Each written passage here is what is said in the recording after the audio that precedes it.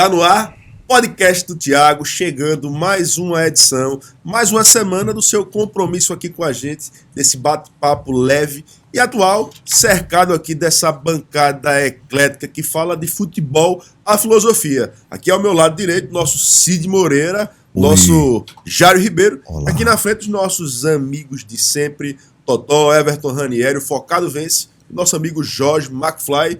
Como é que foi essa última semana, Jário Ribeiro? Dê o seu alô aí para quem está nos acompanhando agora, conectando pela internet, Instagram, Facebook, YouTube, e o pessoal que está conectado na rádio, Piau FM, Independente FM e Xingó FM. Salve, salve, um abraço do tamanho do Brasil. Voltei com esse bordão. Jargão.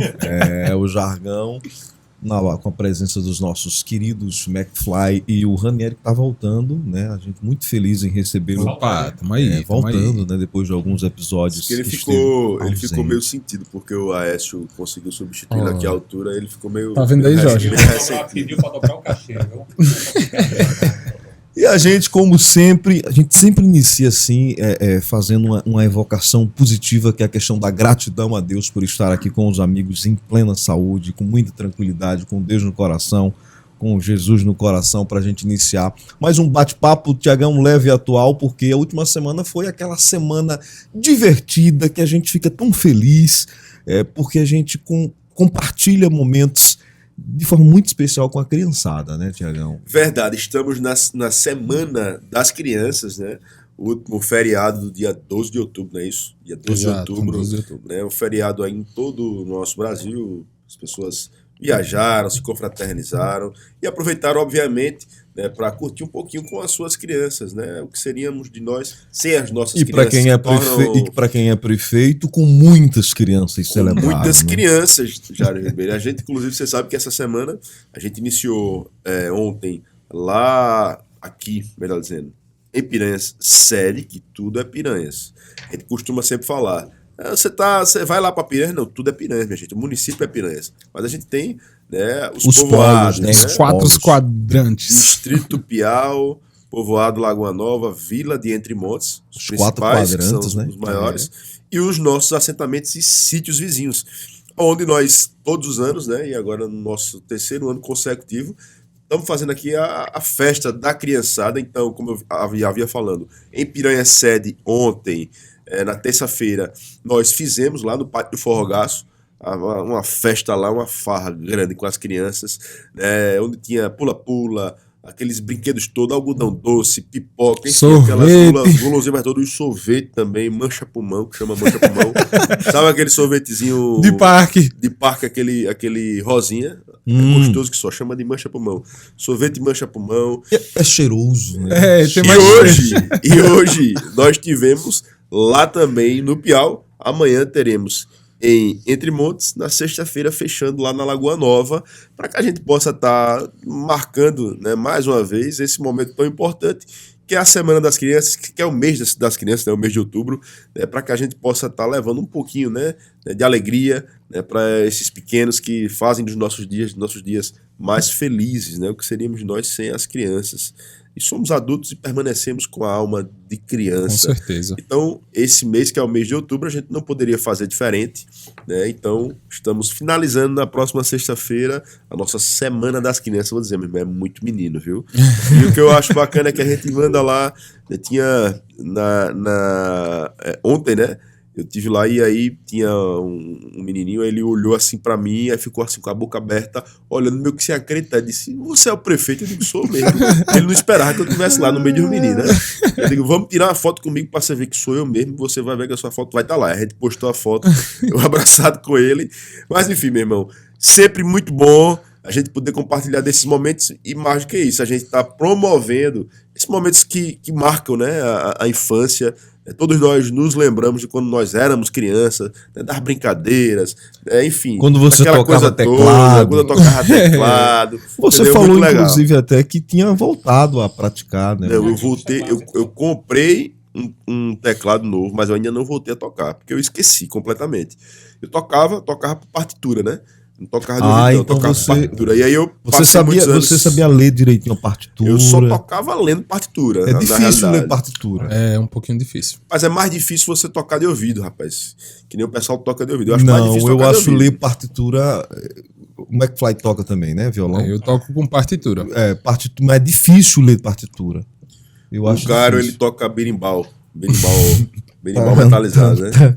Metalizado. Ele é especialista. E só lembrando, Tiago, que esse relacionamento seu fantástico com as crianças, essa semana da criança ela foi muito exclusiva, muito especial, com atividades centradas, mas o ano inteiro, né, você tem um relacionamento muito bom com as crianças de Piranhas, tem a questão daquela viagem pro shopping e diversas atividades. A ida Você é o para prefeito das cinema. crianças. A gente tem o aniversariante do mês, inclusive hoje, a gente teve o aniversariante do mês lá no bairro Nossa Senhora das Graças, lá na casa do Arthur. Desenrolado, a gente chegou lá com bolo. Normalmente quando a gente chega lá, a gente chega com bolo, chega com presente, né? Com som, fazendo aquelas horas todas, a gente chega de surpresa, eles não sabem. Aí, quando a gente chegou lá, normalmente eles ficam todos retraídos ali. Quando foi hoje, rapaz, já veio aqui, a papoda já veio segurar o bolo. Eu digo, rapaz, você gostou mais do bolo do que do presente. Então a gente tem essa característica, né? Da gente valorizar. A gente dá atenção, né, para as nossas crianças, que são o futuro da nossa sociedade, da nossa nação, e que merecem ser bem assistidas, né, e a gente fazer eu acho assim, apesar de não ser convencional, mas isso é o básico, é dever de casa. Se todo mundo fizesse o dever de casa, com certeza, a gente teria uma sociedade bem diferente. É isso aí. E Ranieri também, né? Tem muitos sobrinhos, muitos... com certeza. Gosto muito de criança. Meu sobrinho, o Gael. O Gael tava pegando carona lá na festinha das crianças. Ele adora cama elástica, gosta de correr. Ele se solta bem, assim, por mais que ele seja atípico, né, ele é uma criança autista, mas no meio da criançada, a música alta pra ele se torna irrelevante. Ele tava lá correndo, pulando, brincando. Eu levei a Maitê também lá. O Arthur também. Mesmo sem entender lá, apontando pras coisas já, querendo o negócio. No algodão doce. Tava lá. E é interessante que esse período da infância ele é tão importante que a gente leve para a vida recortes positivos, né, McFly? Às vezes uma negativa de uma carta que não é correspondida, né? E aí o dia das crianças fica mais triste quando a gente... né, McFly? Tive uma história triste no dia das crianças, se me permitem aqui. Eita, conta. Desabafa. É o momento... Fale mais próximo. Dá uma melhoradinha no microfone do Mac. Eu me lembro, deveria ter mais ou menos uns 7, 8 anos. A escola era Centro Educacional de Sobradinho, onde eu estudava, e fizeram um evento do Dia dos Pais, não era nem do Dia das Crianças. E lá, todos os professores, hoje eles não aplicam essa metodologia de jeito nenhum, para evitar até uma complicância. E eles pegaram todas as crianças que estudavam naquele momento, e era muita criança lá nessa escola, e colocaram lá no campo todas as crianças enfileiradas, entendeu? E todos os pais foram convidados na Chess, o pessoal recebeu uma dispensa para estar lá, entendeu? Todos os pais e operários foram liberados naquele momento para ir lá receber os presentes que a gente tinha feito, que era uma gravatinha de celofane, para entregar para os pais naquele momento. E assim, todos os pais foram naquele dia, menos o meu, entendeu? Eu fui a única criança que foi sem pai. Que foi sem pai, entendeu? Tudo bem, sou filho de chocadeira, faço episódio, não ri. Mas assim, é importante num momento como esse para você ver o quanto isso marca uma criança. Uma ação que você faz como essa de você fazer o aniversário na casa da criança, tem criança que nunca teve uma festa dessa, entendeu? E ele cresce com aquela realidade dos pais, ele se frustra junto com os pais, esse rapaz, meu pai trabalha, tenta e não consegue me dar algo bacana. E você tem um estímulo, porque isso não é uma obrigação legal de prefeitura nenhuma. Você faz porque é apaixonado pela coisa. E de repente chega lá, o prefeito poderia dizer, minha esposa vai lá e me representa. A Leilane poderia dizer, não, vou mandar só os assistentes sociais. Não. Estão indo os dois para estar presente, participando naquele momento, não é por uma obrigação, é porque é satisfatório demais você ver a criança comemorando naquele momento. E eu acho que a provocação no sentido filosófico que a criança fez a Tiago, quando viu o Tiago, exatamente é o que muitas vezes a gente aprende de que o prefeito, né? Prefeito aqui na festinha da criança, então aí em esses espaços, e essa criançada está começando a entender que tem um prefeito presente, um cara que é jovem, um cara, então rapaz, muito significativo. Agora, eu vou dizer uma coisa, eu já acompanhei alguns com a convite da Leilane, até do próprio Tiago, Mas se tem uma pessoa que não perde, é o próprio Tiago, mas para além da parte política, é porque ele realmente gosta da folia. Porque quem gosta de bolo de refrigerante, aí, ó, quem é? Aí agora eu tô tentando fazer eu perdi o peso, ganhei o peso e agora eu tô tentando voltar ao projeto Focado Vence. Opa, aí sim. Olha aí. Já tá tô vendo? firme na academia, já tô gostando, porque no começo é difícil de você Você gostar. falou que não. Mas pela primeira vez na vida eu tô fazendo e tô gostando. Aí Vai sim. ali no cardio, né, Não, devagarzinho. Cardio não. Cardio é uma conversa pro segundo momento. Por enquanto, Vamos passo deixa a primeiro passo. fazer uma coisa de cada vez. Se você apertar demais, o negócio escapou Não, da aquele mão. cardiozinho lá na esteira só. Aquela Não, coisa É mais- porque Deixa o eu segundo acho que o cardio eficiente, ele exige um tempo do cara. Você pode ter um treino de academia, sei lá, tenho todas essas sequências aqui, eu posso conduzir para acabar em 40, 50 minutos.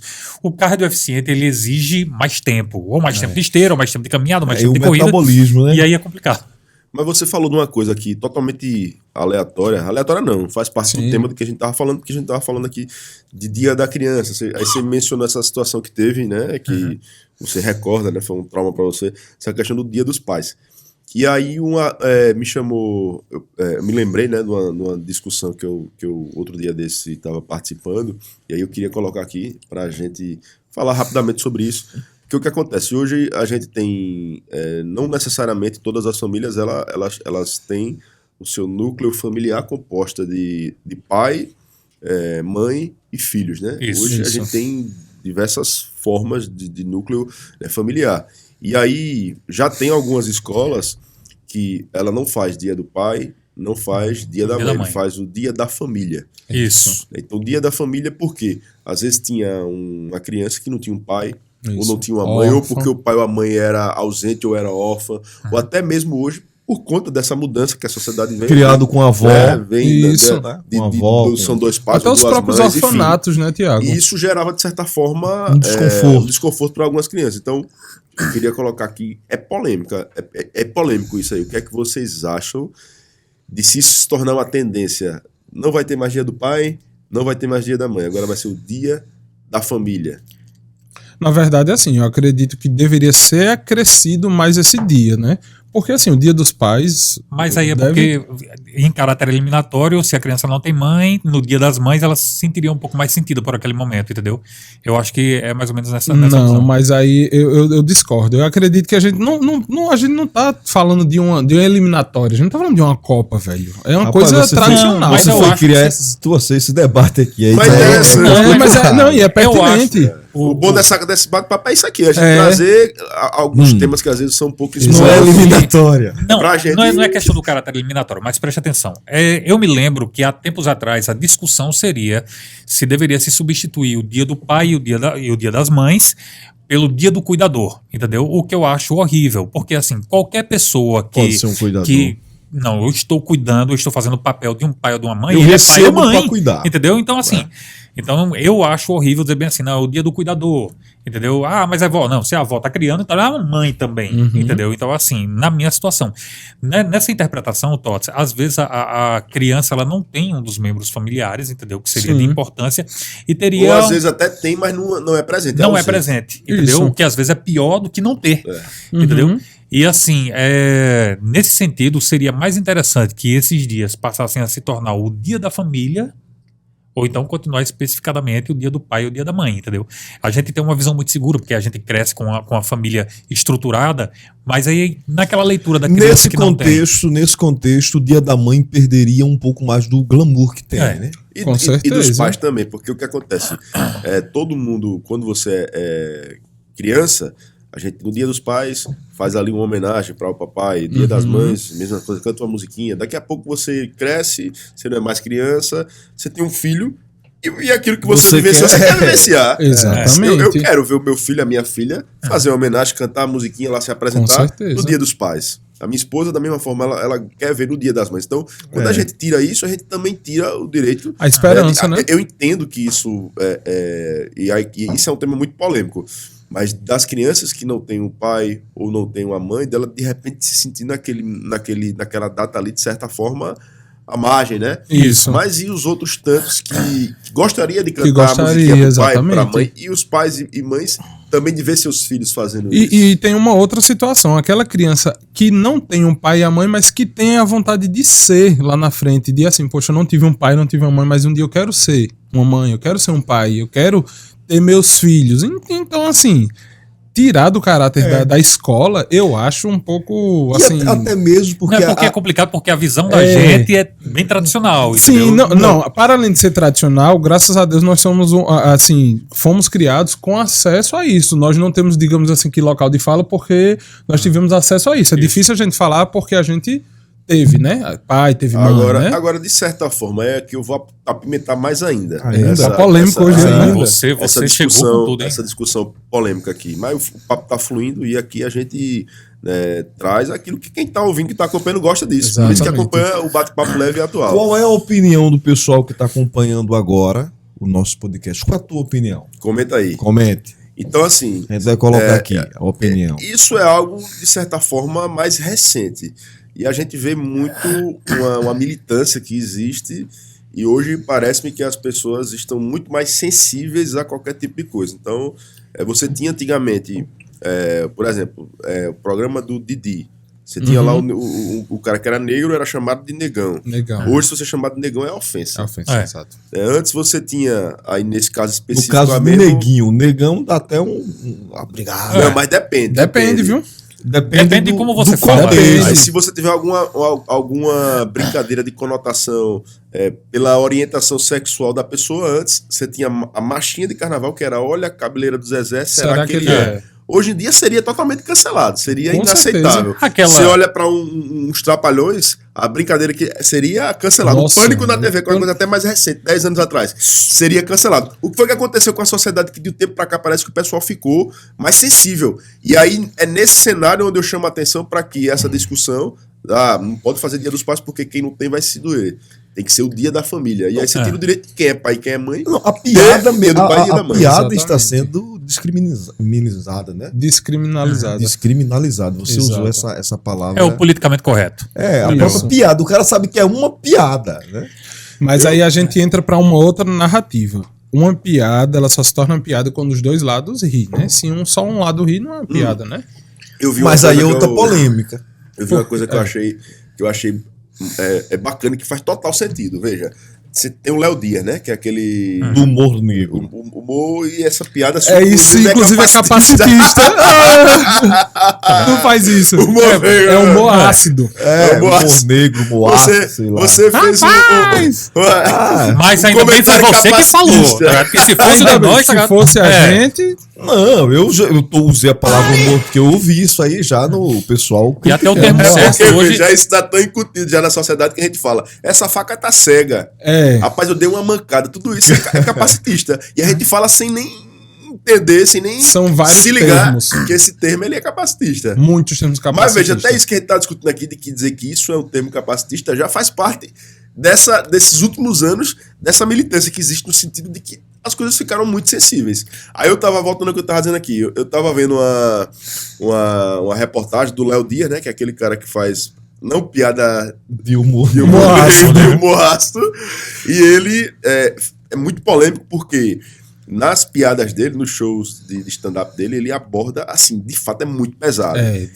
Ele faz umas piadas que são discriminatórias, topado, e o pessoal ri. Sendo que o que acontece? Quem vai acompanhar o conteúdo dele, que consome o conteúdo dele, que vai lá para um show dele, já sabe que é daquilo ali. Exatamente. Então o cara já vai sabendo que vai ver aquele tipo de conteúdo. Porém, ele faz algumas postagens no Instagram dele. Quem segue ele, também da mesma forma, segue ele sabendo que ele faz conteúdo. Esse tipo é o Léo Lins. Léo Lins. Eu falei Léo Lins. Léo Dias é o fofoqueiro. O Léo Lins. O Léo Lins, ele, enfim, tinha diversas piadas no stand-up dele, racista...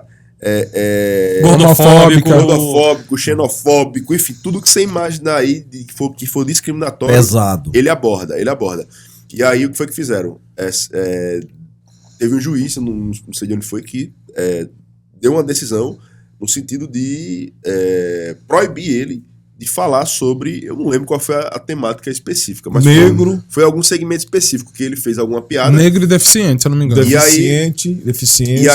E aí ele teve uma decisão proibindo ele de fazer piadas com esse teor.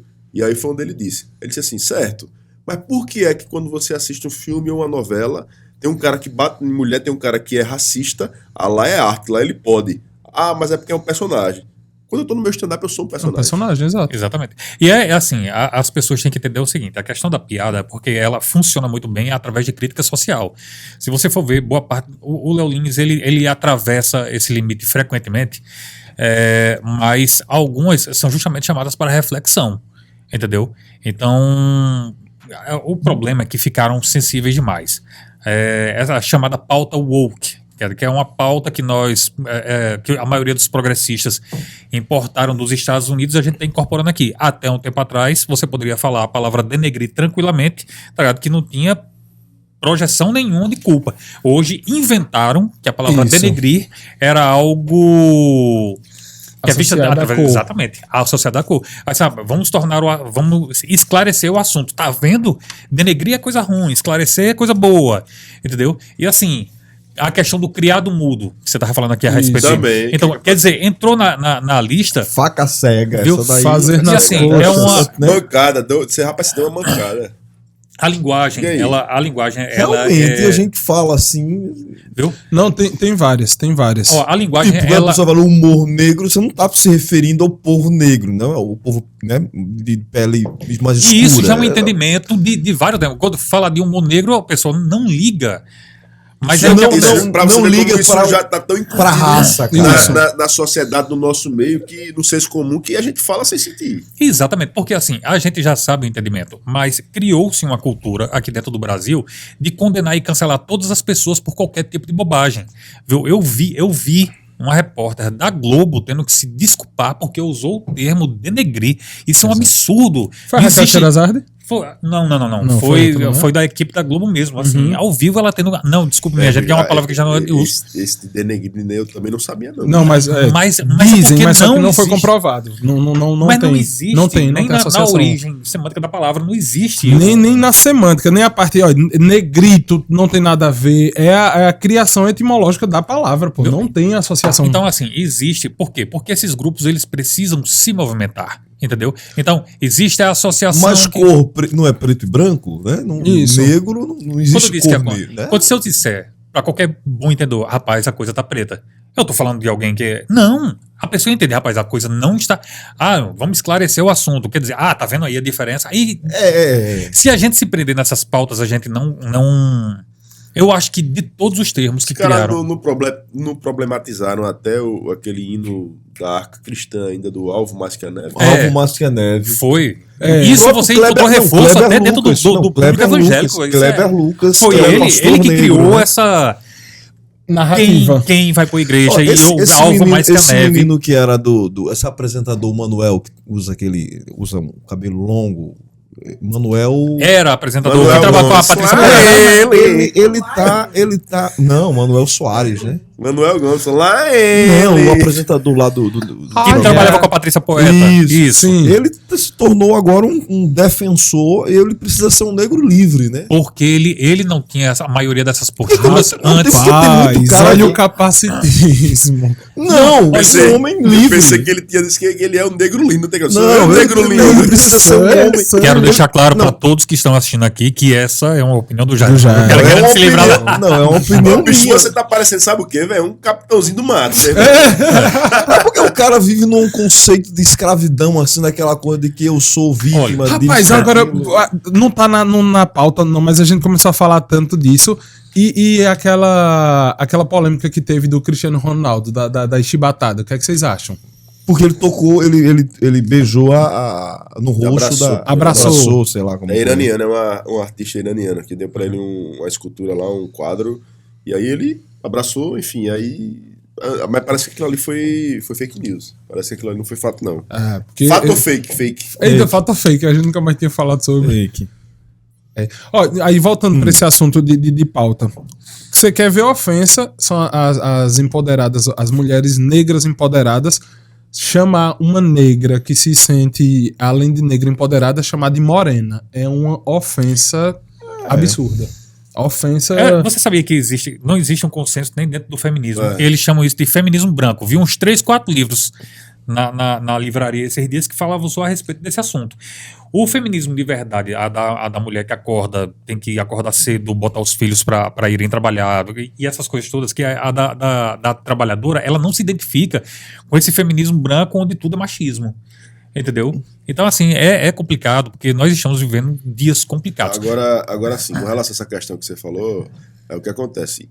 Vai mudando muito também, até, vamos supor, durante muito tempo você falar preto era uma coisa feia. Aí eles se apropriaram e eles mesmos se autodenominam povo preto. Não, eu sou preto. Diz, rapaz, moreno, ele vai se sentir ofendido se for chamado de moreno. Não, eu sou preto. A mesma coisa que aconteceu com o grupo GLS, né? GLS. Não, mas hoje a sigla é mais, né? LGBTQIAP+. Enfim. LGBT. Durante muito tempo você chamasse de viado ou de sapatão era normal. Mas hoje eles se apropriaram do termo. Não, tipo, viado, eles se apropriaram. Sapatão, eu sou sapatão. Não, eu sou viado. Então vai mudando também esses conceitos do que fala, do que não pode falar, do que agride, do que não agride. Então, a pessoa tem que ter muita cautela quando for falar, justamente por isso, né? Pra pessoa nessa parada aí de saber usar o denegria, eu tô um pouquinho por fora. Mas principalmente... E agora é um dicionário de palavras para não se falar mais. Não bastasse tudo isso, ainda tem o pessoal da linguagem neutra, né? Que quer que você fale todos. Senhores. Inclusive, tinha um cara que era além do tempo, que já há muito tempo atrás já usava essa linguagem, que era o Mussum, né? Que vai ter filme, viu? Vai ter um filme pra ele. Eu tô doido, já tô ficando doido. Leites de burris. Velho, era muito bom. Pô. Que assim, não sou, até pra gente dar uma dessas novas terminologias. Momento lua de cristal. Eu acho que a única... Você queria ser o Sérgio Malandro no... Quem é? No Lua de Cristal, que ele era o príncipe. Príncipe Sérgio Malandro. Aí o que acontece? Eu acho que desses novos termos que a gente já está adequando hoje em dia, e a gente descarta a linguagem neutra, porque é uma coisa mais de grupo, mas eu acho que o termo mais certo, porque antigamente você chamava fulano é aleijado, fulano é deficiente, fulano é especial. E o termo mais certo hoje em dia, que eu acho que, poxa, isso agregou bem às pautas, é o PCD, que é a pessoa com deficiência. Porque existe uma explicação lógica, uma linha para se chegar ali. A pessoa tem uma deficiência, então ela é PCD. Ah, não, mas ela é deficiente. Deficiente você não tá. Você tá praticamente... Como no caso que as pessoas usavam o termo aidético, né? Na década de 90, aidético, e depois se... Rapaz, quem passou pelos anos 80... Eu fico olhando hoje, muitas vezes, muito adolescente que hoje passa por uma rapaz, a minha casa é desestruturada, meu pai não aceita que eu seja gay, a minha mãe não aceita que eu seja gay. Mas ok, mas eles lhe botaram pra fora de casa? Não, eles só não aceitam, mas eles já bateram em você, eles ficam reclamando constantemente. Não, eles só não aceitam. Deu um tempo pra que eles entendam, porque eu vim de uma geração, meu irmão, dos anos 80, que se o cara fosse, embora, tá ligado, vá pra fora da minha casa. Tinha uma época que a pessoa, só pelo fato de ser gay, e eu tô dizendo que uma época porque o povo falava, uma época que só o fato do cara, ele era praticamente, olha, não coma no mesmo prato que ele, porque ele pode ser soro positivo, porque ele pode ser idético. Então, veio de uma época de discriminação tão grande, absurdo, e hoje em dia a pessoa, eu me sinto perseguido, mas perseguido por quem? Não, pela sociedade. Bicho, não liga pra isso, toca pra frente, velho, entendeu? Porque quem sofreu mais, essa galera mais antiga, bicho. A aceitação. Hoje... E aí, voltando aí à questão da problematização. Até a terminologia homossexualismo, eles não. É homossexualidade. Homossexualismo dá conotação de doença. De doença, Não é homossexualismo. O termo é homossexualidade. Eu vi. Mas voltando ao que eu estava dizendo aqui ainda. Hoje, Jorge, você falou aí dos anos 80, quando você se assumiu e tal. Enfim. Difícil, mas eu voltei ao normal depois que eu descobri como era. Desculpa, minha gente. Por favor. Pega esse corte aí, cara. Pega esse corte aí. E corta, pelo amor de Deus. Rapaz, não se comprometa, não. Você tá estilo aquele do se recortar e se prepare, hein, cara, da batalha lá do Oruan. Você deu uma Se ratada. recortar dá problema. Mas enfim, Vá. hoje, antigamente... Verdades secretas com o Thiago A verdade Freitas. era essa mesmo aí, né? Como você colocou. Mas hoje, a gente tá as coisas estão mudando tanto, os valores estão sendo tão distorcidos que o que me parece que essa geração... A gente tá na geração Y já, né? É a geração... Z. A geração Z. Da Hoje, informação. bicho, se você for olhar daí, na realidade, inclusive, isso a gente consegue visualizar muito bem no meio artístico, né? Hoje, pô, parece que a ideia é que todo mundo seja bissexual, pansexual. Meu irmão, tá uma coisa totalmente... Fala aí, Meio que Se você não for bissexual hoje em dia, você tá fora do Não, modo. Fora então, de moda. então hoje parece, pelo menos no meio artístico, inclusive alguns artistas utilizam isso como bandeira e fazem questão de Enfatizar. dizer que é bissexual. E é Enfatizar. interessante que quando... Inclusive, a gente até já conversou sobre isso aqui Quando recentemente. Quando querem tornar alguém um monstro, diz, você é um homem branco cheio de privilégios e heterossexual. Heterossexual, Pra é. eles é o Mudou os valores. Homem branco, hétero, sempre assim, né? O mesmo discurso. Não cis. Não Eles- cis. Eles desenharam, Cisgênero, desenharam o monstro, um homem branco com privilégios e heterossexual. Então é um monstro que... Enfim, as narrativas são complicadas, principalmente quando Então, tem teor político. hoje, você, para ser aceito, essa geração Z aí, parece-me que você tem que ter uma cartilha que aí A seguir. tem que seguir e achar bonito e tal, e tem que concordar. E se você Viu? não for, rapaz, é feio, você tá fora de moda, você não... Viu, Inclusive, Thiago, até e- mesmo nas redes sociais. Determinadas palavras cai lá o E seu... até um desafio que cai, aí a gente já vai para a questão da assistência social, da própria educação, que é um desafio para você, né, Tiago, quanto gestor, a própria Leilane, as nossas crianças, né? Tanto para a parte de assistência quanto a educação, as nossas crianças, né, que estão à mercê disso, né? Estão perigosos. Para a parte da educação, o acesso a essas informações, o nosso público A infantil, cartilha, né? né? A cartilha, né? O que é que essas crianças têm acesso a essa informação? Porque é muita confusão para uma pessoa que não tem discernimento digerir essas informações, né? A responsabilidade que os adultos têm de passar isso para as crianças, né?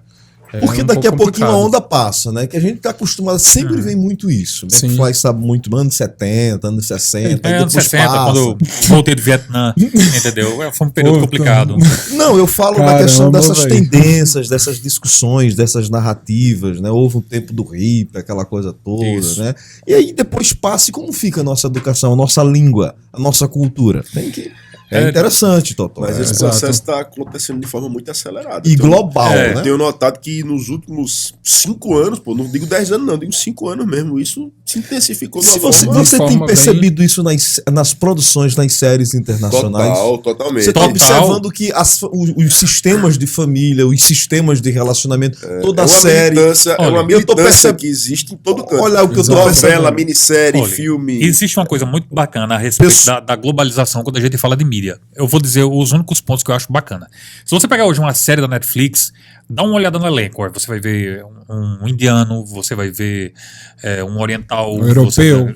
Eu acho- Tá bem miscigenado. Dá uma Muito olhadinha na bacana. roda do tempo, agora na Amazon. Eu acho que de cada país contratar alguém pra... Só que qual é o problema? Aí o que é que eles fizeram? E a Disney, que é uma das principais produtoras, está começando a notar essa situação, entendeu? Já Personagens sei. masculinos, não, agora a gente vai fazer uma versão feminina aqui para ver o que é que dá. Aí quando você não assiste aquele conteúdo, vou dar um exemplo, o filme Caça-Fantasmas tiveram, acho que 2 filmes antes da versão que eles fizeram, mudando todo o elenco, tá ligado? De homens héteros e brancos, tá ligado? Com exceção um, que era preto, para um elenco totalmente feminino, entendeu? E quando o povo não foi assistir, porque não achou a premissa interessante, ou achou a premissa forçada, a discussão lógico, tá ligado? Os homens se incomodaram. Entendeu? E onde é que estava o público feminino? É a mesma coisa que a gente se pergunta: as mulheres são maiorias no Brasil, e por que uma Simone Tebet fica lá na lanterna na hora da eleição? Então, na verdade, todas essas pautas dessa cultura woke que eles estão Cultura woke. Exato, que eles estão importando dos Estados Unidos para cá, não comove ninguém que tá no busão, parceiro. Não. A galera que acorda cedo, então o povo não tá nem aí. E quando você dedica boa parte da imprensa ou disso, aquilo, porque nego se sentiu ofendido. Não, Opa. preto se sentiu ofendido. Não, fulano se sentiu ofendido porque não chamaram de elix, delix, delo, dela, entendeu? Aí O trabalhador que chega cansado em casa, que quer saber se o preço do combustível vai baixar, fica irritado porque a gente tá perdendo tempo com essas pautas que não tem nada a ver, irmão. É igual aquele vídeo. Todos aqui é de acordo.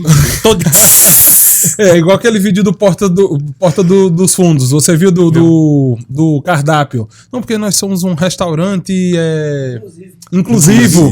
Aí a galera que tá na própria roda lá, vocês têm cardápio com braille? Vocês têm banheiro adaptado para crianças cegas? Aí começa não, mas é porque o nosso cardápio tem não sei o que tal. Véi, pelo amor de Deus. Em termos contados, nós temos mais pessoas deficientes visuais e auditivas no país do que a própria comunidade trans. A própria comunidade trans se mobiliza para que a linguagem neutra seja aplicada dentro das escolas, não porque seja uma necessidade, mas porque se houver uma vitória para eles. Então, como é que eu posso ver a comunidade deficiente visual e deficiente auditiva sem ter nas escolas o ensino da linguagem de sinais, isso, por Libras. exemplo, e Libras, se eu esqueço essa porcentagem do país e vou me concentrar numa menor só porque esse pessoal é mais lá dentro, entendeu? Então é complicado. E lembrando que no caso dos deficientes, né, eles deficientes físicos, eles têm uma necessidade de fato. Exato. Exatamente. Física. É uma necessidade, ele depende daquilo ali. Então, muito pertinente esse comentário. Eu não tinha esse dado de que Tiago, esse número de deficientes físicos, né, E visuais, surdos né? Auditivo. Auditivos. Deficientes visuais, eles são maiores do que se você parar para a pensar... comunidade LGBTQIA+. Se você, eu acredito que você vai concordar comigo, porque você não é um cara liberal, entendeu? Você é um cara mais voltado para o social. Você é liberal? Eu, não. Mas entendo que não, depois eu entro nessa esteira. Mas olha só, se discute hoje em dia, boa parte da direita hoje em dia condena o fato de existirem cotas raciais, entendeu? E existe uma interpretação um pouco errada disso. Nós fomos o último país do mundo que aboliu os negros, entendeu? Que hoje, eu acho que é até um termo melhor para chamar os pretos, entendeu? Somos o último país. Então, não era só abolir, terminou, a escravidão acabou. Abolir a escravidão, né? Exatamente.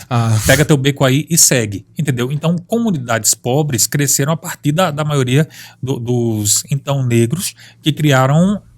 Rapaz, a gente não tem destino, a gente não tem nome, a gente não tem nada. Então, existe um débito histórico com eles. Mas hoje em dia, não, nós queremos para as faculdades também cotas para trans. Só que ser trans hoje em dia, pode pesquisar, velho, isso é um absurdo. Ser trans hoje em dia é autodeclaratório. Eu posso chegar e dizer bem assim: eu sou mulher. Geórgia. Sim, mas tu tá aí, tudo completo. Geórgia. Não, mas eu me sinto, entendeu? Não é como você é como você se sente. E isso aí é um perigo, entendeu? Isso é um perigo. E eu quero respeitar essa galera, entendeu? Mas eu não quero respeitar a galera que fica manipulando eles para que o sistema mude a favor deles. Aí é complicado. Exatamente. Não. É uma narrativa assim que... inclusive, uma das pautas que a gente tinha que discutir aí, que eu queria falar muito do esporte, que eu acredito que é um veículo que se a gente absorve dessa cultura americana para aqui para o Brasil, que é a valorização do esporte para ferramenta de cotas e entrada na universidade, seria uma chance do Brasil desenvolver e despontar no esporte e garantir essas cotas de forma justa e honesta. Porque hoje, por exemplo, o futebol ele é super valorizado.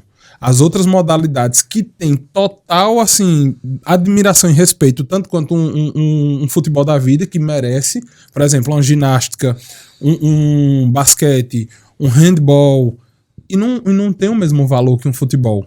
E deveria ser ferramenta de entrada para as universidades tão concorridas quanto, certo?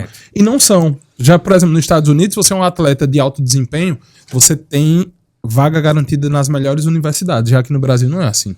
Infelizmente não é. Então, assim, ao invés da gente... Né? Exato, meritocracia. Ao invés de você dar uma cota a uma pessoa por ela se sentir representada por determinado gênero, por que não por mérito, né? Por esforço. Meritocracia. Fluiu. E até mesmo porque esse tema, né, da questão negra, a questão da escravidão no Brasil, sabemos que há um problema. Os judeus, vamos falar já sobre a guerra de Israel contra o grupo Hamas, e eles tiveram, né, indenização por tudo que sofreram.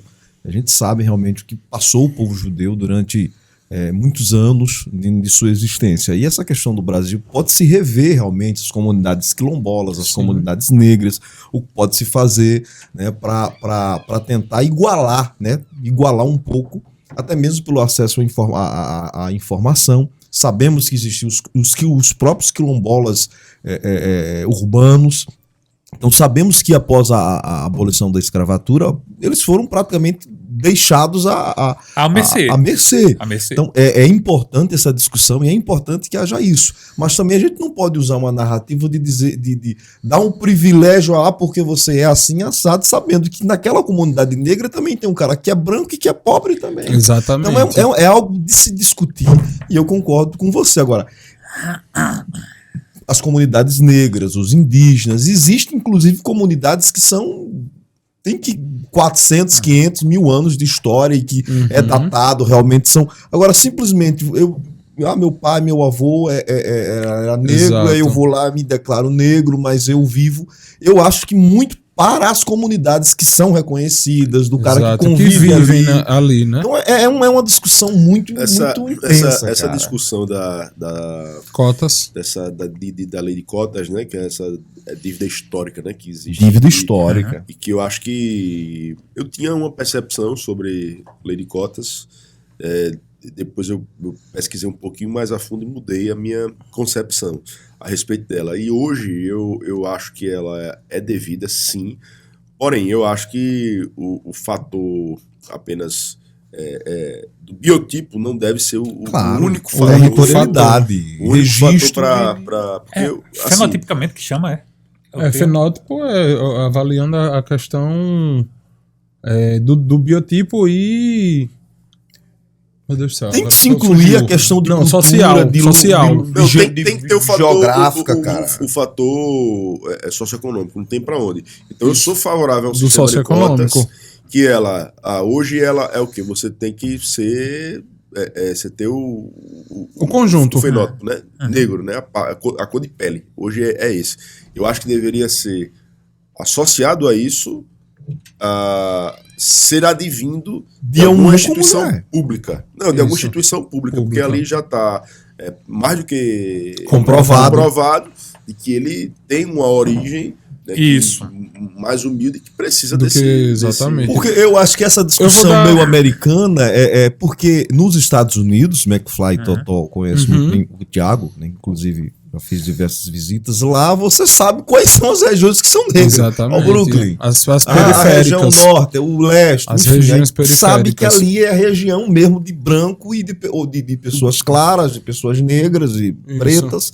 E no Brasil fica complicado de você. A gente tem aqui os remanescentes de quilombos. Eu acredito que Piranhas possui. Ou seja, são pessoas que além de ter a cultura, estão ali, aquele povo, aquele pessoal está há muito tempo ali, então são comunidades quilombolas. Jair, eu vou dar um exemplo. No meu caso, eu sou tradicional, indígena e quilombola. Minha mãe, ela é do Quilombo dos Palmares, a minha família é de União dos Palmares, a gente tem terras lá no Quilombo dos Palmares, meu avô é quilombola, minha avó é indígena, tudo bonitinho. Minha família todinha de lá do União dos Palmares tem terra lá no Quilombo. Mas minha mãe, muito nova, quando se casou com meu pai, veio aqui para Piranhas. Graças a Deus a gente teve a oportunidade, veio para cá. Eu sempre estudei em escola pública. Logo depois ela conseguiu uma bolsa para mim. Estudei em escola particular, mas nunca eu participei de sistema de cota. Sempre estudei em Universidade Federal, nunca participei de cota de raça, nunca me declarei como indígena ou quilombola. Por quê? Eu penso da mesma forma que o Thiago. Se graças a Deus minha mãe teve a condição de me dar um estudo melhor, ainda que como cooperado em uma escola que era particular, o Jorge inclusive foi meu professor de informática, e eu era um aluno que tinha acesso, porque eu ia tirar a vaga de uma pessoa que não tinha um fator econômico, que era sei lá, bolsista, que era quilombola. Por quê? Se eu tive acesso, então eu agia pelo bom senso. mesmo eu tendo como comprovar historicamente que eu tinha acesso a isso. Então, assim, é muito do bom senso. É como o Tiago falou, não é só ser, é além de ser, pertencer. Tem um conjunto de situações. Perfeito. Tem um conjunto. Pertencer. O Jorge foi testemunho. Quantas bolsas permanência você viu concorrendo lá na UFAL? E tinha uma das bolsas mais concorridas da UFAL, era a Bolsa Quilombola, que era R$900, não era, Jorge? Bolsa Quilombola, R$900. Eu fui para a Bolsa de Desenvolvimento Institucional, que era 400, mas era prova. Eu poderia muito bem ter ido para a Bolsa Quilombola. E aí? Entendeu? São essas diferenças, é o bom senso das pessoas. As pessoas precisam agir com bom senso. E ouvimos um pouco da história de Everton Ranieri, o nosso amigo quilombola, que eu não sabia que era quilombola. Rapaz, tu não sabia que minha família é de União dos Palmares. o nosso amigo quilombola. Fenotipicamente não me venha com esse papo, entendeu? Eu vou comprovar. Cabelo nos olhos. Pergunta ao deputado. Cabelo nos olhos. Tô amigo, com cada coisa ele agora é quilombola. Ah, meu Deus Cabelo do nos céu. olhos. Fala pro Eduardo. Eu quero isso também. na bio do Instagram pra hoje. Temos um corte fantástico pra hoje. Hoje o nosso podcast começou com o giro da semana. E tá muito polêmico. Ele, do giro Cheio da de- semana, o primeiro tópico que a gente tinha já foi, já emendou. Cheio de meme, viu? E aí trouxe. Falamos sobre. Enfim. Terminamos agora falando sobre Lady Cotas. Exato. Mas a E gente sabe discutir que algumas revelações, o podcast das revelações pessoais, né? Ranieri Quilombola. Mas vamos falar sobre os assuntos que estão sendo noticiados no Brasil, em E a Alagoas, no mais- Brasil e no mundo. E e a o mais- primeiro fato aí que E há mais de 15 chama dias, atenção. acho que é uns 15 dias, era pra a gente ter comentado isso na A gente semana já tinha abordado, passada. mas a gente não conseguiu abordar, né? abordou. Semana Mas passada antes, a gente teve um programa especial com o com o entrevistado. entrevistado Renato Torres lá de Delmiro Gouveia, e aí não deu pra gente Um abordar. abraço pro Renato que nos acompanha. Mas o fato é, a coisa ainda está acontecendo. E como o Jairo falou agora aqui há pouco, a gente está vendo esse confronto todo que está acontecendo aí entre Israel e o grupo Hamas, né, que, na realidade, o grupo Hamas ele é uma ramificação do Hamas. Né? Tem um braço político, tem um braço que é armado, e é justamente esse braço armado, que são os pessoais mais extremistas, que deflagrou aí esse confronto na última semana, ou na semana retrasada, melhor dizendo, né, e que, pela madrugada, iniciou um bombardeio, Um ataque né, surpresa. ao Estado de Israel, e a gente está acompanhando, né, lamentando essa situação toda, porque a gente não vê uma luz no fim do túnel. A gente sabe que isso é uma luta histórica, né, que só se resolve como?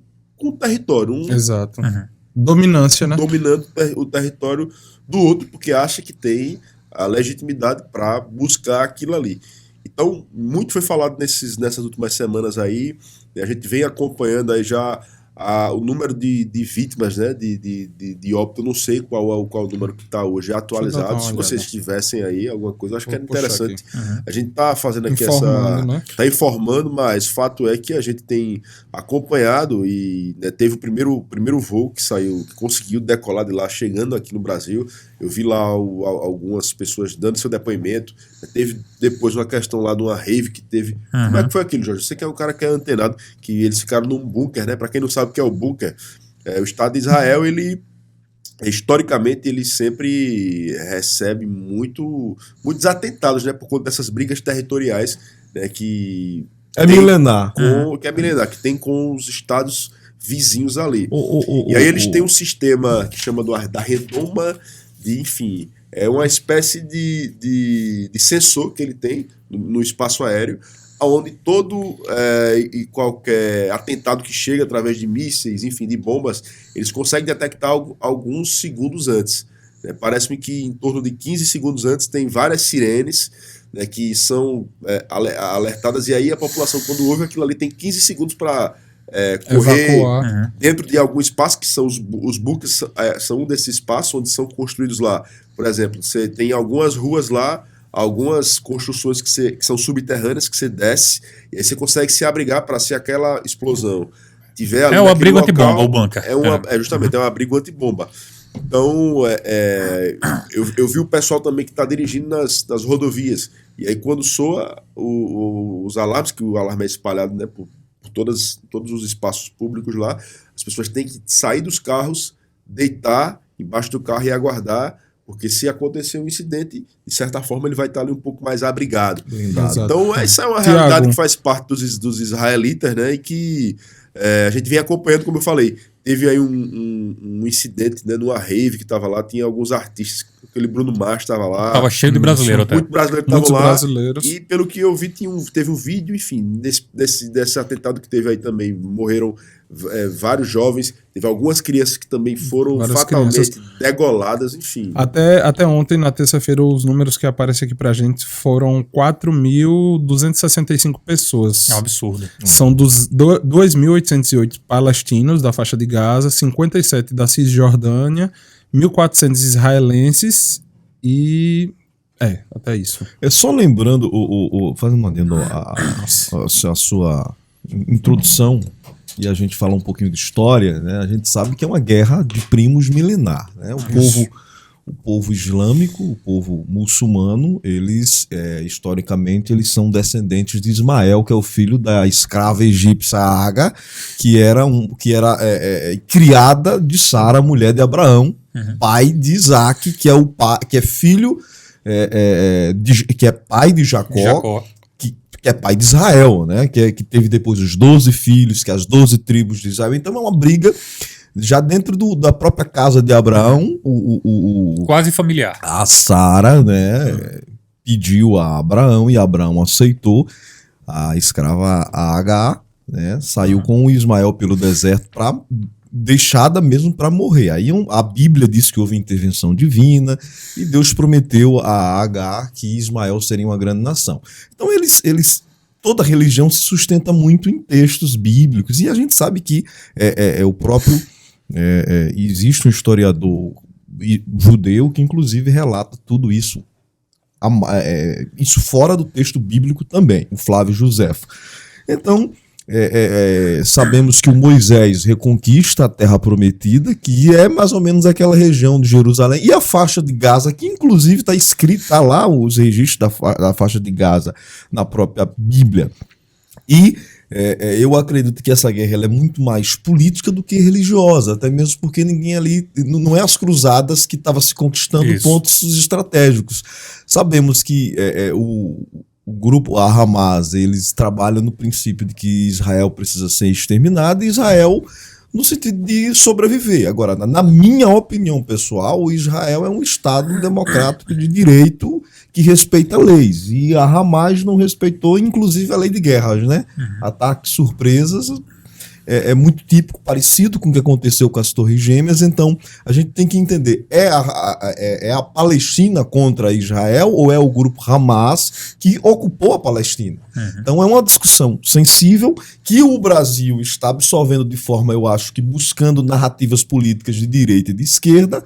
Eu até participei de uma discussão nesse sentido, Tiago, com o pessoal que enfim, criou esse lance de Palestina e Israel. Aí eu sou da direita, eu vou para Israel. Eu sou da esquerda, eu vou defender a Palestina. Isso mesmo. Mas aí a gente tem que entender todo um contexto histórico, político e religioso, que nesse momento, para mim, é o menos expressivo nessa discussão de guerra. Agora, eu acho o seguinte, que quem é atacado, por lei, tem direito de se defender. Então, exatamente. É com vocês. E o Estado de Israel, né, o primeiro-ministro lá, né, o Netanyahu, Benjamin Netanyahu. Ele disse que ele prometeu e cumpriu, né, que o Estado de Israel iria revidar, né, com rigor, né. E aí o que a gente vem acontecendo é uma guerra que a gente não vê uma perspectiva de resolução disso, porque, como a gente falou, vai terminar quando? Quando uma das partes ceder não vai ceder, sucumbir mesmo, sucumbir. Então, até lá, meu amigo, são os civis, são as populações, né, as mães, os pais, as crianças, que estão lá sofrendo e sendo dizimadas, né, por conta de uma guerra que não é delas. Exato. Então, a gente fica muito, muito triste, porque a gente vê, inclusive teve eu não sei, porque assim, a guerra ela hoje é nuclear, né? A gente vê mísseis, sempre muitos mísseis, enfim, bombas, enfim, essas coisas todas. Mas existe grupo armado também, porque eu vi que teve umas invasões, né? Umas invasões lá, inclusive teve algumas crianças que foram achadas degoladas. Então, pra você ver até onde vai a maldade do ser humano. né? Porque você degolar criancinhas que não têm... Um exemplo. Defesa. Atualmente, uma outra guerra está ativa, que é a questão Ucrânia e Rússia, mas você não vê esse tipo de barbaridade, pelo menos... Pra mídia saiu de moda, entendeu? A discussão agora Mas entenda, quando duas nações se enfrentam, existe a lei de guerra, que há vou comunicar, eu estou reivindicando a faixa de Gaza, eu estou reivindicando a Crimeia. Vocês têm 24 horas para... Mas é porque, nesse caso, Ucrânia e Rússia é mais um ataque retaliativo do que um ataque chamado ocupacional, que é o que está acontecendo agora com Israel e Palestina. Eu entro no assunto? Ou... Deve. Pronto, pessoal. Eu vou explicar da maneira mais rasa possível, porque é um assunto que a gente fala, é uma guerra milenar, entendeu? Então não tem como a gente se aprofundar nisso nem no tempo de um corte, quanto mais dentro de um programa de 1 hora. E existem especialistas que explicam isso de uma maneira muito mais dimensionada, pautada para o que se precisa. Mas tem uma interpretação que eu acho legal, e foi muito bom você ter falado, Jairo. É o seguinte, o Estado de Israel, como a gente conhece hoje, ele veio fruto do pós-Segunda Guerra, entendeu? 1949. Foi após 47, não foi eu? Pronto. 49. Então, o que acontece? A gente fala a respeito de torcidas. Se você não tem conhecimento de causa, não coloca uma bandeirinha de Israel nem da Palestina na sua bio no Instagram, porque você não está fazendo papel nenhum. Bom, um exemplo claro. Existe a direita, ela puxa para si a pecha de conservadora cristã, entendeu? Mas eu apoio Israel, entendeu? Mas você tem que entender que existe uma diferença gritante entre o Estado de Israel e a nação de Israel bíblica, entendeu? Assim como Cristo, a nação de Israel é um cara que está na África, é um cara que está no Oriente Médio, é um cara que está aqui no Brasil, e todo mundo está unido em um só sentido. Cristo é o único caminho e é por ele que a gente vai. Então a nação de Israel é diferente do Estado de Israel. Então eu sou cristão, entendeu? E eu apoio Israel, mas você apoia por quê? Aí não, mas porque eles têm alinhamento. Não, eles são judeus e alguns deles são sionistas, entendeu? Perseguem cristãos, acham que a sua ideia de Jesus Cristo é falha, que é um profeta que não vinga. Até hoje eles esperam o Messias. E a direita, ela confunde, abraçam a pauta e sem saber. Em Israel é aprovado o casamento gay, em Israel é aprovado o aborto, em Israel é aprovado a maconha, entendeu? É legalizado, tá certo? Enquanto isso, na Palestina... É extremamente progressista. Exatamente, enquanto isso, na Palestina é o inverso, entendeu? É o inverso. Homossexuais são perseguidos, apedrejados, o aborto, a maconha, tudo isso é proibido. E quem abraça isso aqui é a esquerda. Então você não entende. Peraí. Oxe, tá tudo invertido. E as pessoas têm que... Rapaz, deixa eu diferenciar. O Hamas é uma coisa. Hezbollah é outra coisa. A Palestina é uma coisa. Israel é uma coisa. Estado de Israel é uma coisa. Nação de Israel é outra totalmente diferente. Então, para o brasileiro padrão, não vou fazer torcida se eu não souber o que eu tô falando, entendeu? E é o que tá acontecendo. Exato. Mas o fato é, Jorge, que independente de tudo isso que você colocou, para quem é cristão e acredita no texto bíblico, a gente sabe que existe uma terra prometida, né? Uhum. E se você acredita nos relatos, né, de que Moisés saiu levando o povo cativo do Egito para a terra prometida, né, que é Israel, a gente sabe que aquilo ali é uma terra sagrada. Mas assim, a gente de fato. Então, vamos lá, Jário, me ajuda aqui. A gente sabe que na história Moisés liderou, né, o êxodo do povo que saiu lá cativo do Egito para a terra prometida, e Deus tinha um propósito ali na vida de repatriar de tantas pessoas. Mas só 2 alcançaram a promessa.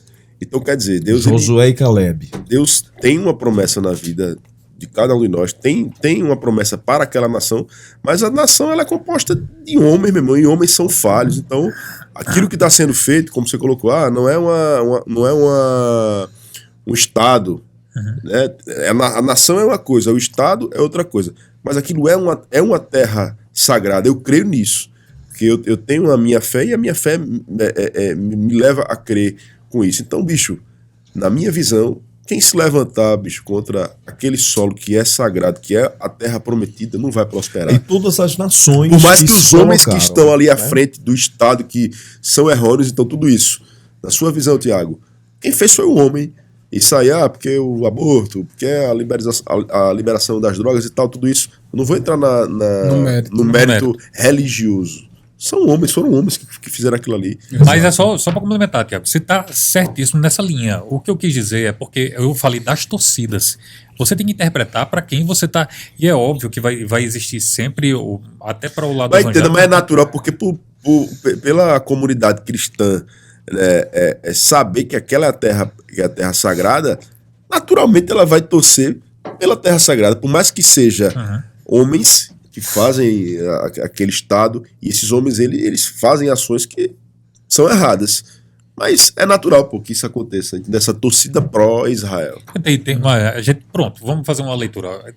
O Netanyahu, ele é um extremista de direita, entendeu? E há meses atrás, membros do exército de Israel estavam invadindo comunidades palestinas para onde haviam poços d'água, eles jogaram cimento para fechar, entendeu? Então havia uma retaliação ali.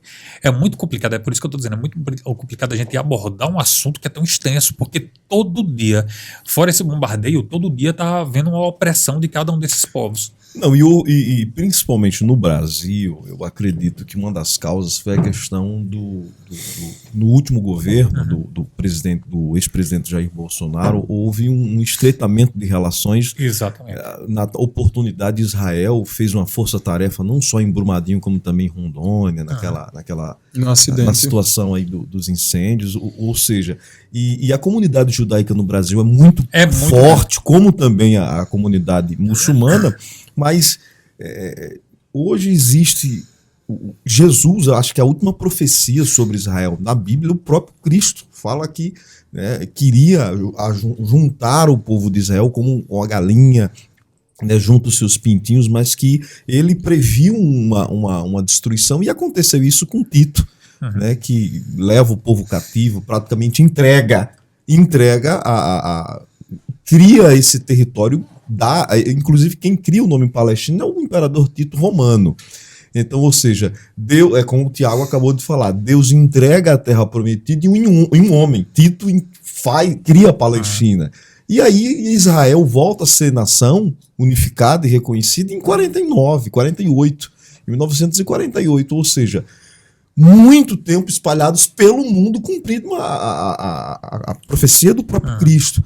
Então eu acredito que por identificação bíblica é que nós temos essa torcida, vamos dizer assim, por Israel, sabendo que o povo muçulmano é um povo que merece um respeito por ser devoto às suas crenças, por serem pessoas que desenvolvem o seu trabalho de valor, sua cultura, mas eu acho que essa questão de quem é cristão ter essa afeição por Israel é muito por essa questão de identidade bíblica mesmo.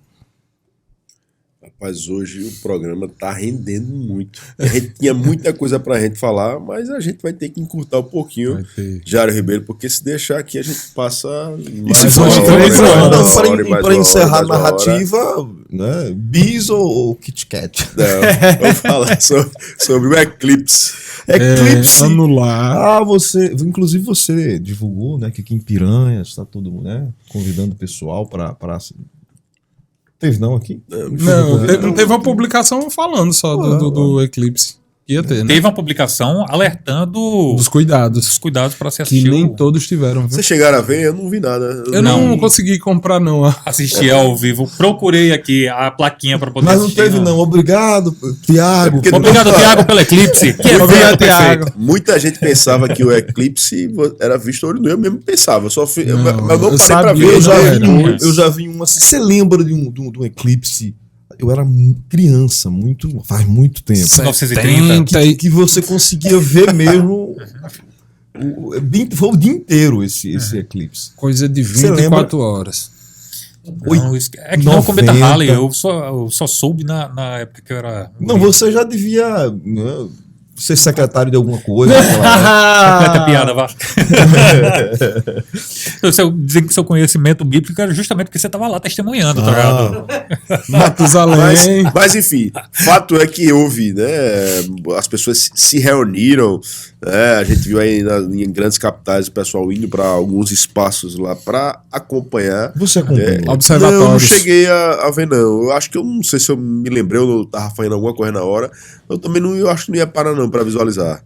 Mas enfim, é um fato curioso, interessante, que acontece de quantos e quantos anos? Qual foi a última vez que aconteceu? 94. Tem décadas, eu acho que tem. 94. Duas décadas. 94. Chegou a ficar escuro, como é que foi? Não, o que Não, aconteceu...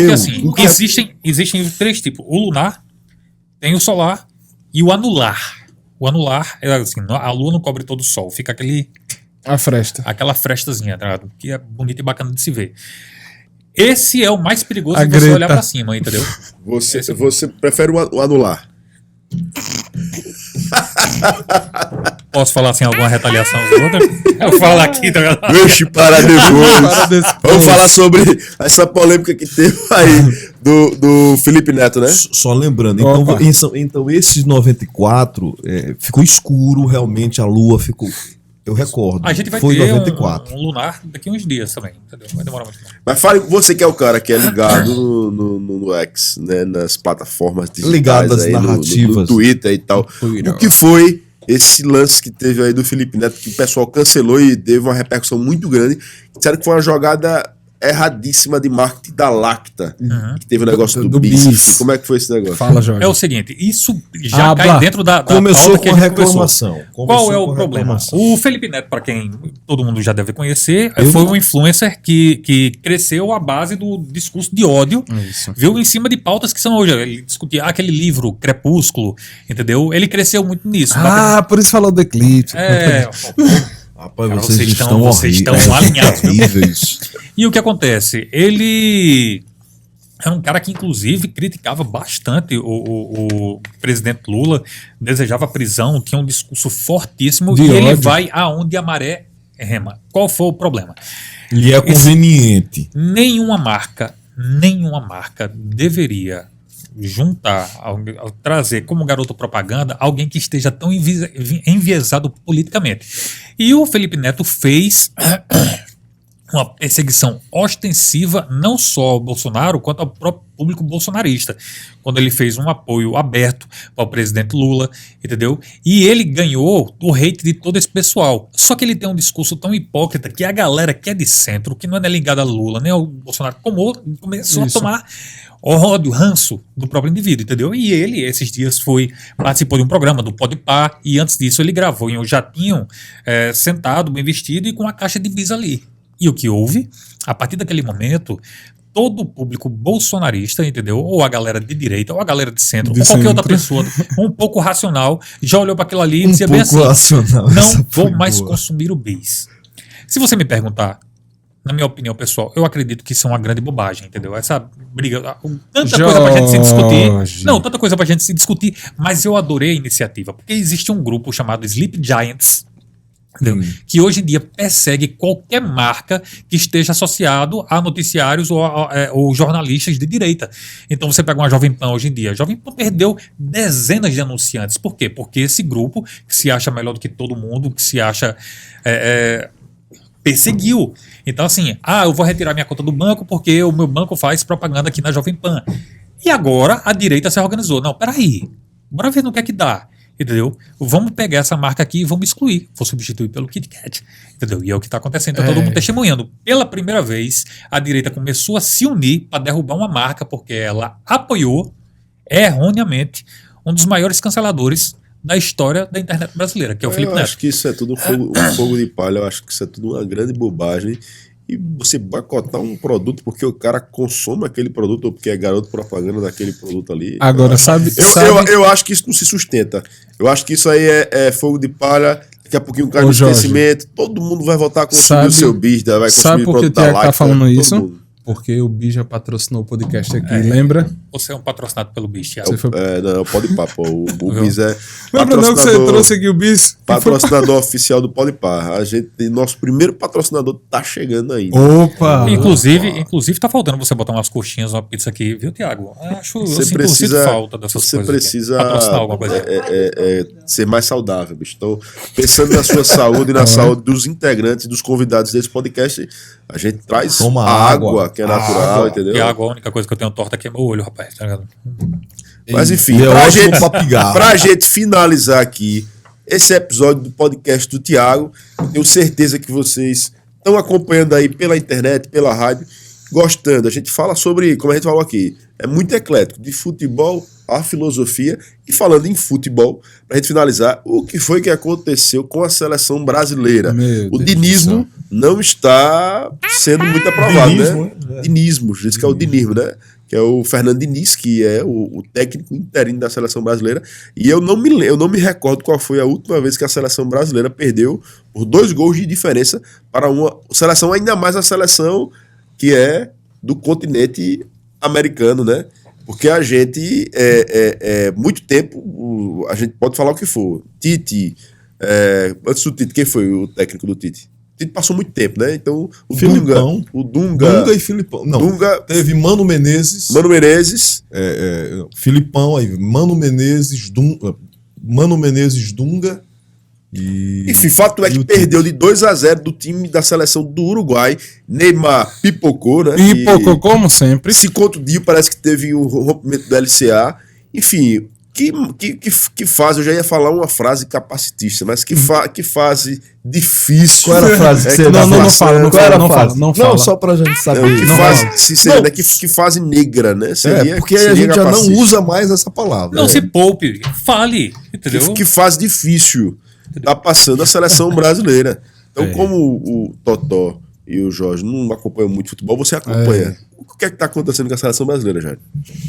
É o seguinte, eu sou daquela turma que defendo a contratação de um técnico europeu. O futebol brasileiro precisa de mais intensidade, precisa de uma pegada. Aí você vai justificar. E os jogadores que estão aqui, mas eu falo de disciplina.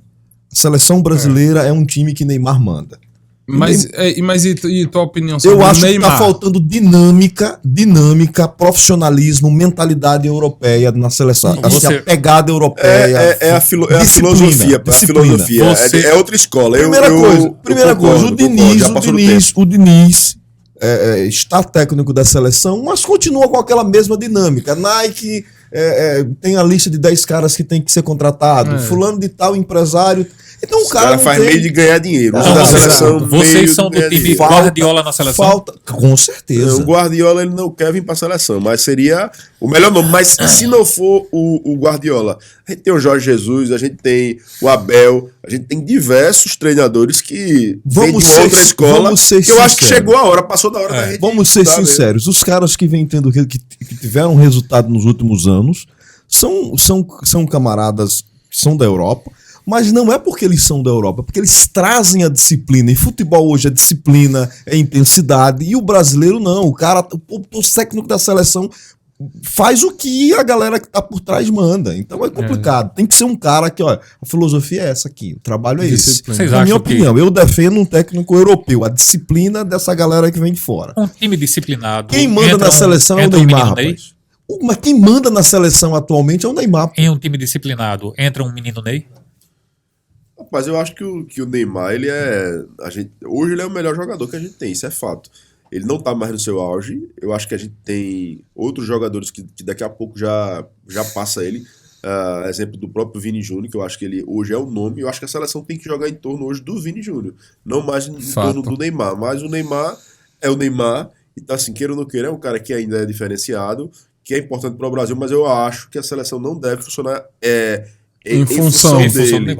Eu acho que já passou da hora já da gente ter aí realmente dar uma repaginada. Agora o brasileiro ele é muito bairrista nesse sentido de futebol. Acha que a gente é muito autossuficiente existe uma certa resistência Ultrapassou. para o técnico europeu. O Ancelotti Ultrapassou. entrou água na transferência do Ancelotti, né, que todo mundo pensou que o Diniz estava até o Ancelotti terminar o contrato dele lá com o Real e vir para cá, mas já disse que não vem. E eu acho que a seleção tá meio que perdida, Irmão, sem Botafogo. ter nome ainda. O Botafogo, até o Botafogo. A questão, o Brasil precisa, a seleção brasileira precisa exatamente disso, de uma disciplina. A gente imaginava que o Diniz chegaria e realmente ia reformular a seleção. Mas o cara fez a convocação do mais do mesmo. Ou seja, seguiu a cartilinha. Então o problema do Brasil é esse. Tem que ter um pouco mais de ousadia e coragem, a verdade é essa. Claro. Tem coragem Tá só na ousadia e alegria. E outra, fazer um trabalho... ousadia, alegria. Fazer uma nova era. Tirar certos nomes aí que não vai jogar mais. Você lembra das seleções brasileiras do passado? A gente sabe... Eram convocados os caras que estavam em evidência no momento. Eu me lembro de convocar. Não, esse cara tá jogando, tem que ser convocado para a seleção. Hoje o cara arrebenta, é artilheiro, faz gol toda semana, mas não é convocado. Não. Eu acho que tem que ser aberto um novo ciclo ali. O Neymar, ele ainda tá dentro, ele joga mais uma Copa do Mundo fácil. Mas eu acho que passou da hora já realmente de começar o trabalho do zero. Então eu acho que é a gente preparar como foi feito na seleção da Alemanha, como foi feito posteriormente na seleção da Espanha. Sim. Foi feito um trabalho de base para pegar, botar. Acho que a seleção da Espanha e da Alemanha, o tempo desse, a idade média dos caras era 22, 23 anos. E eu acho que o treinador ele precisa da autonomia. Eu lembro-me agora que Romário ganhou a Copa de 94 como protagonista. E praticamente o Filipão não leva ele para 2002, sabendo que Romário havia sido artilheiro do campeonato em 2000. Ganhou o Mercosul, ganhou o Brasileiro, que foi a Copa João Avelange. Ou seja, na mente do Filipão, Romário poderia não agregar naquele grupo, enfim. Por conta de disciplina. De criar grupinhos dentro da seleção. Algo que o Neymar criou.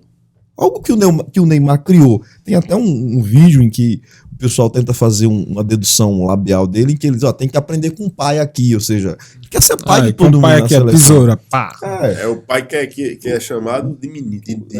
Menino Ney até hoje. Futebol é disciplina e João Paulo intensidade. é fanático, tem um pôster lá no quarto dele do Neymar lá, é fanático. Com camisa ou sem camisa? Ninguém aqui está discutindo a qualidade técnica do Neymar e o jogador que ele é. Mas futebol é algo coletivo. Mas é sempre assim, sempre que tá tendendo pro Brasil perder, o Neymar se machuca. É impressionante. Mas pessoal, vamos ficando por aqui. Espero que vocês tenham gostado de mais esse encontro semanal, esse bate-papo leve e atual, que a gente falou aqui sobre muita coisa. Iniciamos lá falando sobre o que, Jorge? Eu esqueci, mas enfim. Tudo isso que você ouviu aqui. Mais de meia hora foi de uma pauta que a gente não tinha nem conversado antes, entendeu? A festa das crianças. A maior parte do programa hoje foi surgindo mesmo. Inclusive, a gente ficou apertado, inclusive. Algumas revelações foram feitas. E algumas outras que a gente tinha anotado aqui, mas enfim, pode ser tema para a próxima semana. Então, fique aí ligado. Semana que vem tem mais podcast do Thiago. E na próxima semana tem um convidado especial. Então, fica ligado que a gente vai... Antes da quarta-feira, que é quando é veiculado na internet, quinta-feira nas rádios, vocês vão estar acompanhando aí, convidado especial, ele está lá em Brasília fazendo um grande trabalho e vai dividir um pouquinho aqui com a gente, né, daquilo que ele está fazendo lá, prestando contas do trabalho que ele vem fazendo aqui e vai estar aqui batendo esse papo leve e atual, como vocês são acostumados aqui no podcast do Thiago. A gente vai ficando por aqui. Jairo Ribeiro, Everton Ranieri, meu amigo Jorge McFly. Até a próxima semana, tem mais podcast do Thiago. Até lá. Jairo Ribeiro, um abraço. Um bate-papo leve e atual. Um abraço do tamanho do Brasil. Valeu.